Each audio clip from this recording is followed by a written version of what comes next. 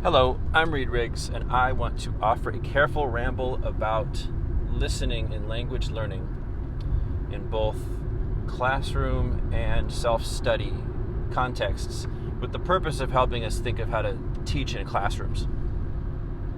I'll talk about my classroom, I'll talk about teachers that I read about, their stories online and their thoughts online.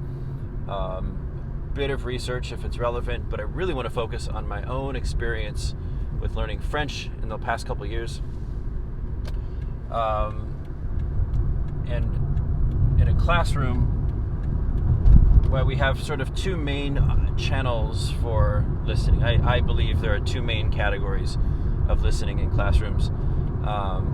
It can get more complex than that, but I think two is useful. Two is a useful set of types of listening for language acquisition. So just now I was listening to French stories. I listened to one just came on from my phone, played through the car, and it was I was hearing Le Loup, and I said, oh, that's, in my mind I spelled out L-O-U-P, and I thought, great, it's a wolf. And then I heard something grammaire, and I thought, oh, grandmother, put it together, this is Little Red Riding Hood. And so with that, those two bits of information, the narrator was talking a lot, and I was able to pull out some keywords to then extrapolate my hypothesis about what the story is.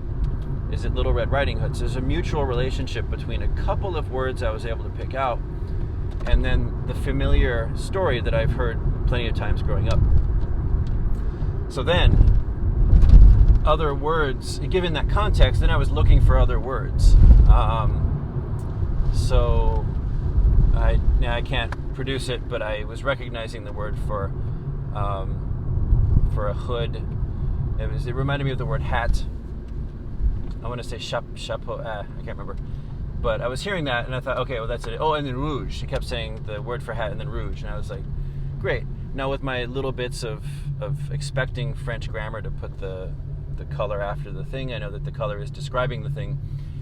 So there are little bits of knowledge here and there that I could triangulate to put it all together. And then this got me thinking that predictable contexts are extremely facilitative for language learning, for language acquisition. And that can be stories where we just expect the structure of a story. It could be a specific story. Like, I know, so at the very end of the story, it ended with the word manger and then it ended. And I was like, it's over. He ate Little Red Riding Hood. So I know that story, and I don't remember Little Red Riding Hood getting eaten by the wolf, but for this one, that was the final word I heard. So I said, wow, it twisted a little bit my expectations of the story, but overall, my expectation of that specific story was intact from familiarity with that particular story. But this got me thinking that there are predictable beats in storytelling where we expect someone, for example, very generally, to try different things, to try to get towards some kind of goal. And so if a story begins,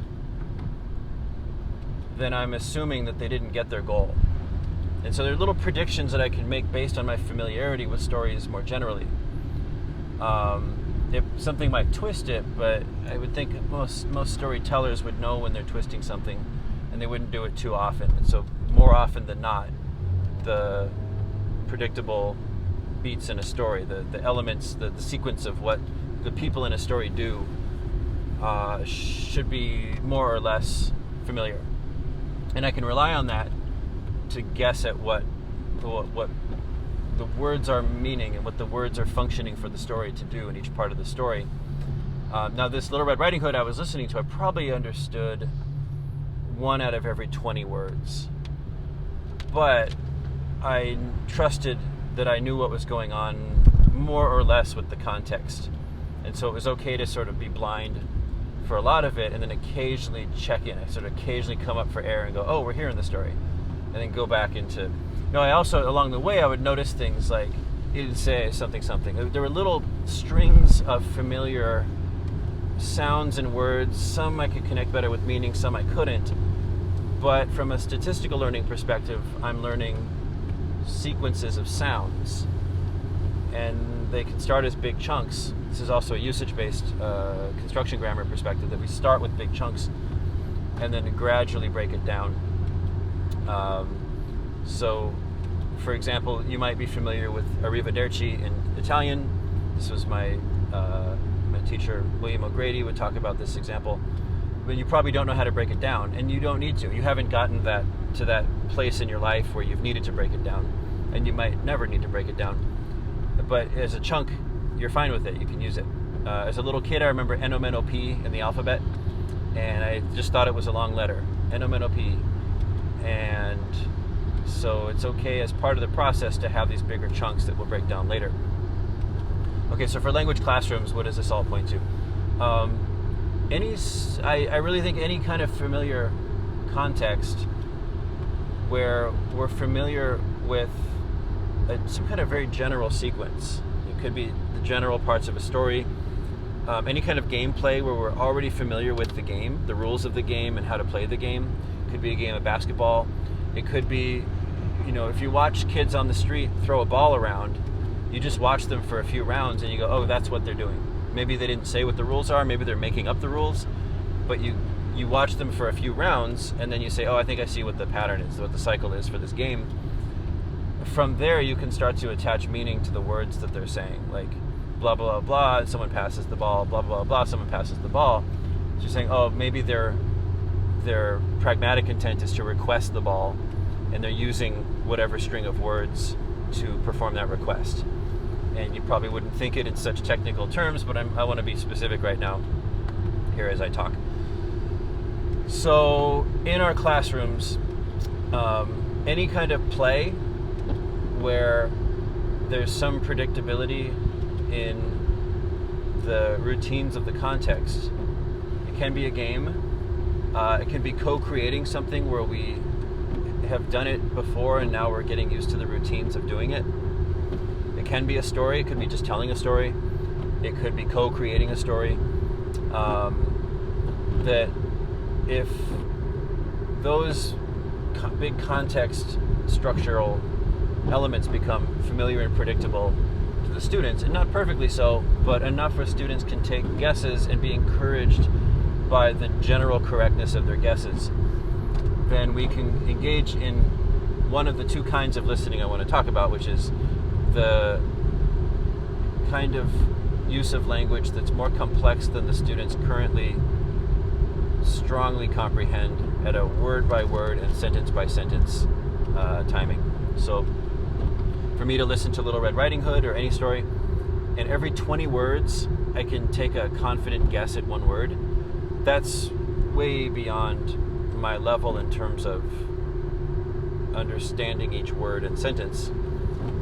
But it keeps me motivated, and it keeps me guessing at what each word or sentence might mean. Actually, not each one, that was too fast.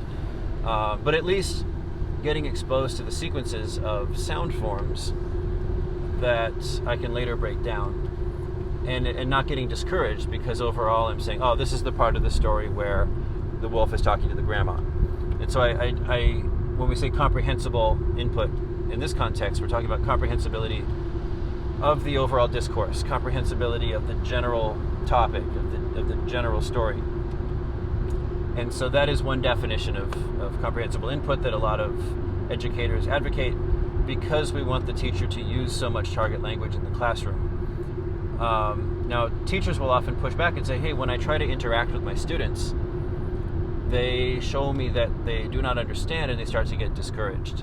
And that's where we get into the other kind of listening, which requires very high levels of comprehension in order to maintain that mutual comprehensibility, in order to co-construct anything, to have a conversation, for the students to answer questions that further the conversation and are not off topic, that don't break down and force everyone to wait as the teacher negotiates meaning with one student while other students sort of tune out because they don't need it, or it's not their particular need in that moment.